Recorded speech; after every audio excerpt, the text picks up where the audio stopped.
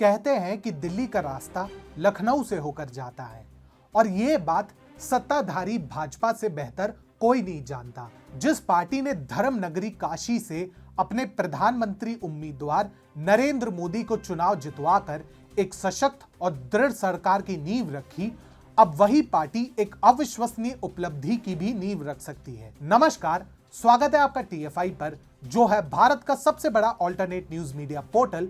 और मैं अनिमेश पांडे आपको अवगत कराऊंगा कि कैसे योगी आदित्यनाथ वास्तव में अगर अयोध्या से चुनाव लड़ते हैं तो वे उत्तर प्रदेश का इतिहास बदल सकते हैं। तो अविलंब आरंभ करते हैं। विधानसभा चुनाव शीघ्र प्रारंभ होने वाले हैं और इसमें अपना सब कुछ झोंकने के लिए भाजपा पूरी तरह तैयार है।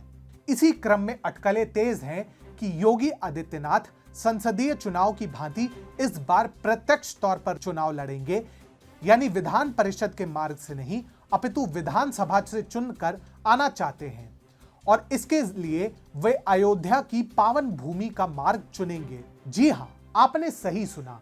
इस समय अटकलें तेज हैं कि योगी आदित्यनाथ अयोध्या जैसे पावन स्थल से चुनाव लड़ सकते हैं।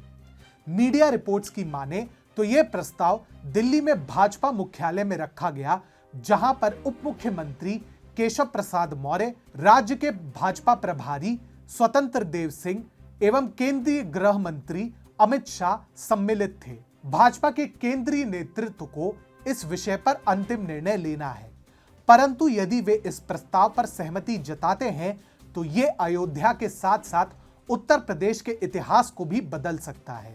वो कैसे?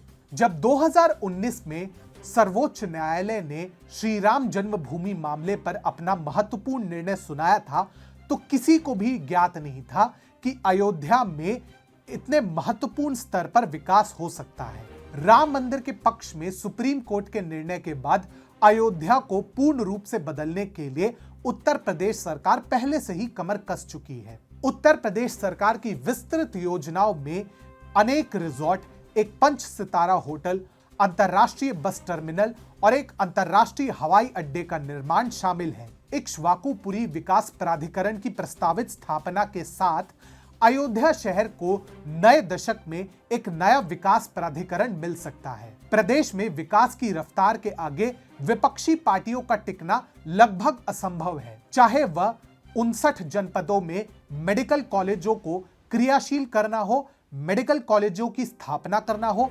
एयरपोर्ट का शिलान्यास करना हो, एक्सप्रेसवे हो या फिर मुगल आक्रांताओं द्वारा शक्त विक्षत किए गए हिंदू मंदिरों का पुनरुद्धार ही क्यों न करना हो।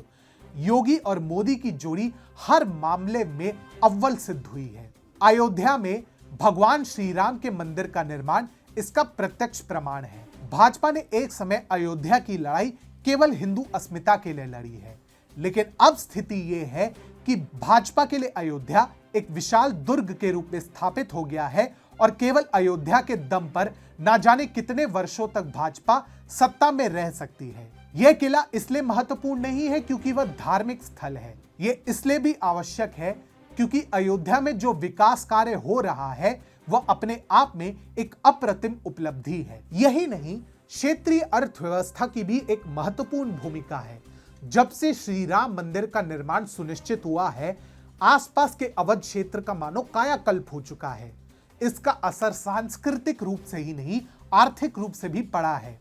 इसी क्षेत्र में भाजपा ने 137 में से 116 सीटें जीती थी, लेकिन यदि यहां पर योगी आदित्यनाथ अयोध्या से लड़ते हैं तो यदि क्लीन स्वीप हो तो चकित मत होइएगा। जब नरेंद्र मोदी ने काशी से लोकसभा चुनाव लड़ा तो किसी को विश्वास नहीं हुआ था कि वे लोकसभा चुनाव में विजयी सिद्ध हो सकते हैं, परंतु उन्होंने असंभव को संभव सिद्ध कर दिया और अब यही अवसर योगी आदित्यनाथ के पास भी आ सकता है और वे उत्तर प्रदेश के राजनीतिक और सांस्कृतिक इतिहास को हमेशा के लिए बदल सकते हैं, जिसे वे कतई हाथ से जाने नहीं देना चाहेंगे।